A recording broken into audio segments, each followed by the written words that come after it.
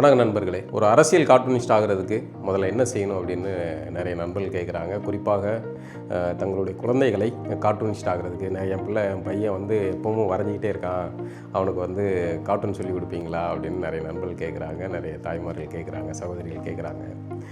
அவங்க எல்லாத்துக்குமே முடிந்த அளவுக்கு நான் வந்து இந்த சேனலில் கார்ட்டூன் வகுப்பு எடுக்கலான்னு யோசிக்கிறேன். இல்லைன்னா தனிப்பட்ட வகுப்பும் எடுக்கிறேன், ஆன்லைன் வகுப்புகளும் எடுக்கலான்னு யோசிச்சிருக்கிறேன். இப்போ நம்ம ஒரு சின்னதாக கார்ட்டூன் வரைகிறதுக்கு அடிப்படையான தகுதி என்னங்கிறத இப்போ நீங்கள் பார்க்கலாம்.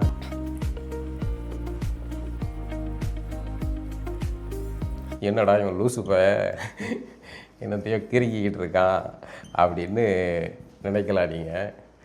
ஆனால் உண்மை என்னென்னா, நீங்கள் ஒரு கார்ட்டூனிஸ்ட் ஆகிறதுக்கு அடிப்படையான தகுதி என்ன அளவில் இதுதான். நல்ல கிறுக்க தெரிஞ்சிருக்கணும். நல்ல விதமாக வந்து உங்களுடைய கைகள் வந்து எல்லா பக்கமும் அந்த கைகள் போகிற அளவுக்கு நல்ல கைகள் சுதந்திரமாக எல்லா கோடுகளையும் போடக்கூடிய அளவுக்கு பழகி இருக்கணும். அதுதான் இந்த கிறுக்கல்கள் தான் கார்ட்டூனிஸ்ட் ஆகிறதுக்கான அடிப்படை தகுதி. இப்போ ஒரு கேரிகேச்சர் வரையலாம். இவரும் தமிழ்நாட்டை சேர்ந்தவர் தான்.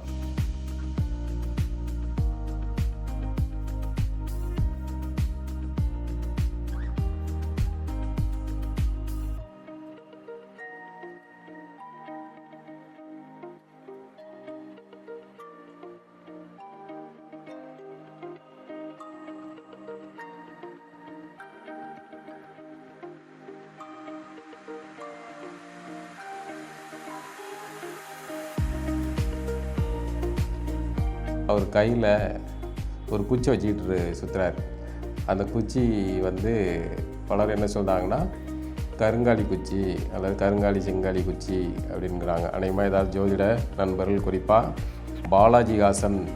பாலாஜிஹாசனை தான் வந்து எல்லோரும் கை நீட்டுறாங்க.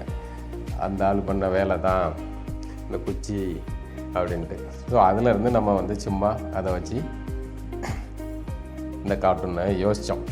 யோசிக்கும்போது இப்படி குச்சி வச்சுட்டு சுற்றுறவர் அடுத்ததாக சில கார்ட்டூன்கள், பொதுவாகவே கார்ட்டூன்கள் வரையும் போது இதெல்லாம் ரப் ஸ்கெட்சு. கார்ட்டூன் வரையும் போது ஒரு ஐடியாஸ் இருக்கும், வேறு ஒரு புது வரைஞ்சிக்கிட்டு இருக்கும்போதே ஒரு ஐடியா தோண ஆரம்பிக்கும்.